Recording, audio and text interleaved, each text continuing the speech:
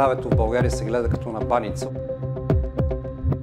Ако искаш да си заплатиш, заповядай. Имам рак на простатата, 4-та степен и за съжаление това протича безсимптомно. За профилактика се отделят по-малко средства, отколкото за лечението. Нещата се случват формално. Общо практикуващия го назначил изследването, пациентката обаче обикаляла, не го изпълнила. Всяка година има неосвоен ресурс за образни изследвания. А в същото време много хора се налага да се заплащат образните изследвания.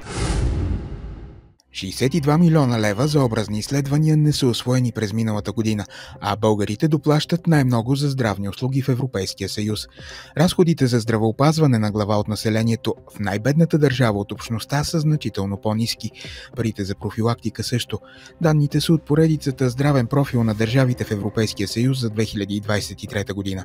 Тази година лекарите и здравната каса разпределиха повече пари за профилактика.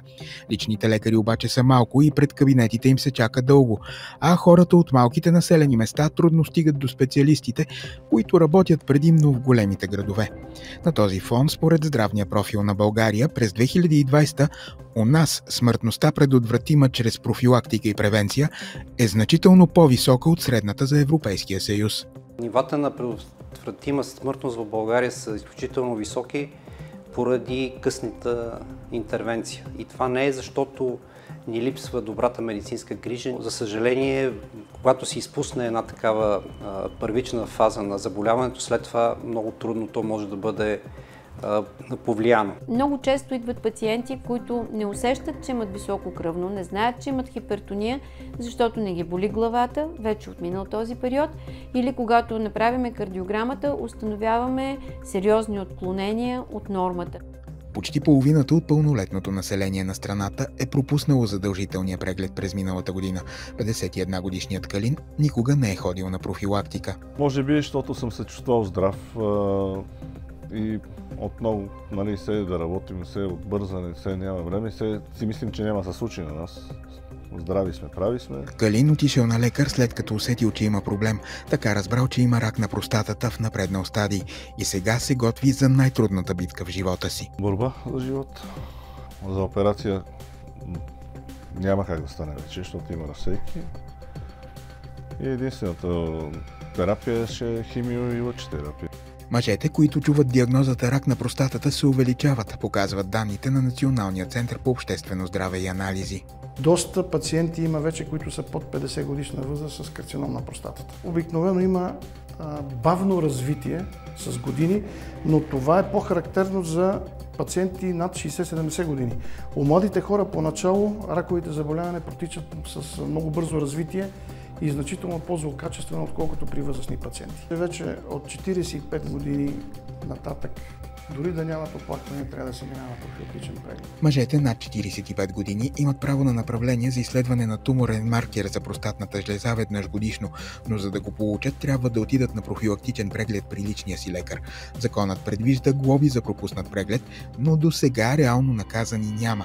А институциите казват, че голяма част от обществото ни няма здравна култура. Подценяването на факта, че може да загубиш здравето си, ако практикуваш нездравословен начин на живот.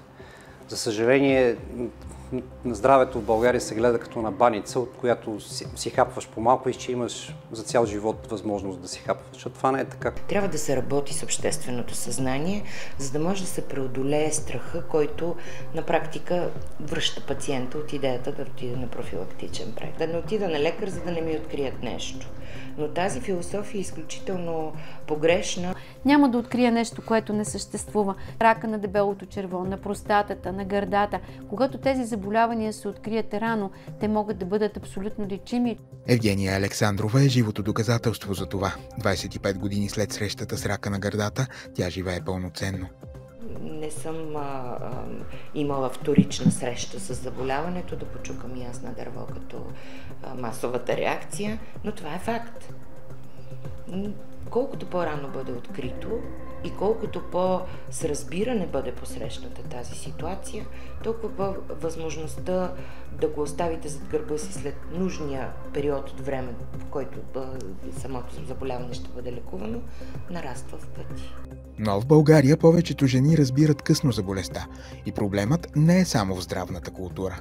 Липсва добре разработена скринингова програма за което и да е от социално значимите онкологични заболявания.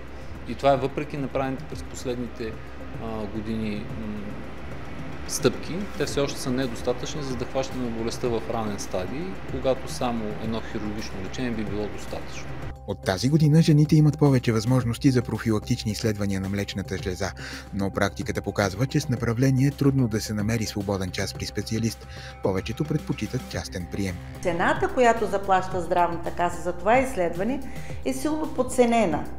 И за това много от лекарите по образна диагностика, специалистите, извършват това изследване по здравна каса само в определени дни и само в някакъв часови диапазон. Когато тръгнат пациента, получил направление от общо практикуващия лекар, няма как да си запази час, защото всичко е блокирано по отношение с направление. Ако искаш да си заплатиш, заповядай, веднага ще ти бъде направено. И тогава, лутайки се между едно, второ, трето лечебно заведение, месеца изтича и всъщност самото направление не е оползотворено, то не е реализирано. Цената за ехография на млечните жлези тази година е малко по-висока. Дали това ще стимулира специалистите да увеличат времето за работа с направления, ще проследим през годината. Здравната каса не следи колко от издадените направления не се използват и какви са причините, но предвижда направленията за профилактични изследвания да важат не един, а 2 месеца. Тъй като има малки технически проблеми, които трябва да се решат, може би считам от 1 април давността на тези направления да се увеличи. За всички изследвания за профилактика. Проблем с достъпа до лекари, специалисти и апаратура за изследвания имат хората в по-малките населени места. Калина от Пирдоп пътувала е до София, за да направи всички изследвания. А Пирдоп е умряла. И има една болница, която не знам смисъл какво функционира там. Обикновено пращате ли Панагюрище или София?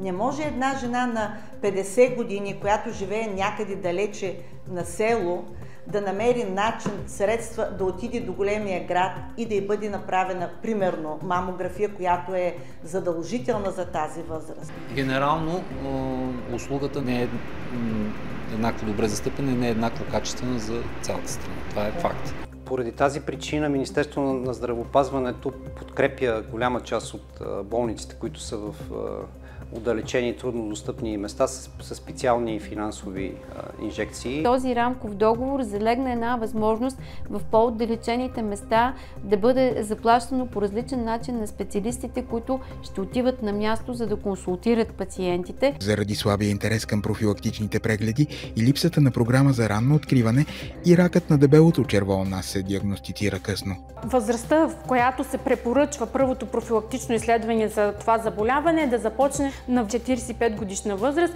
особено при хора, които са с висок риск за това заболяване. Достатъчно е първо да се посети личния лекар, да се споделят оплакванията и вече оттам нататък личния лекар много лесно може да го насочи към гастроентеролог, който пък да приложи тези всички скринингови програми. Личните лекари у нас са по-малко от 4000, а през миналата година 670 от тях са прегледали профилактично по-малко от 20% от пациентите си.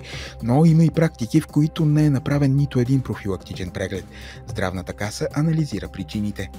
Тези данни не са основания да се каже, че някои лекари са бездействали. Напротив, представете си, пациентите са на по-голяма възраст или профила на заболеваемостта е по-сложен, по-тежък в листата на един лекар, там ще има повече диспансерни. А в рамките на диспансеризацията, която обикновено се извършва даже като прегледи минимум 4 пъти годишно, тези изследвания от профилактиката се правят.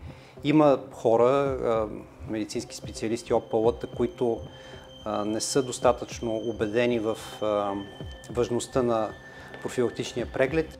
За да им върне интереса, Здравната каса замисля поощрение за лекарите. Ще плаща по-висока цена за профилактични прегледи при условие, че личен лекар обхване над 53% от пациентите си. Ние смятаме, че това ще мотивира лекарите да така се стремят да увеличат броя и качеството на профилактичната си дейност.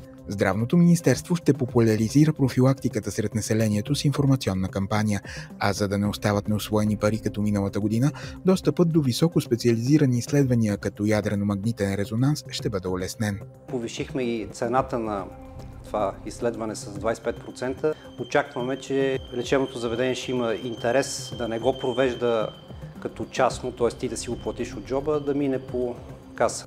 София е на предпоследно място в страната по направени профилактични прегледи през миналата година. Първа по този показател е област Търговище. А Калин, който е баща на 4 деца и е в началото на битката с рака, разбира по трудния начин колко е важна профилактиката. Ами хора, обръщайте си внимание, правете си профилактични прегледи, защото не само за самите вас, а и семействата около вас и близките, всеки ще страда след като се окаже нещо фатално, вече и непоправимо. Затова правете прегледи профилактични поне един път годишно.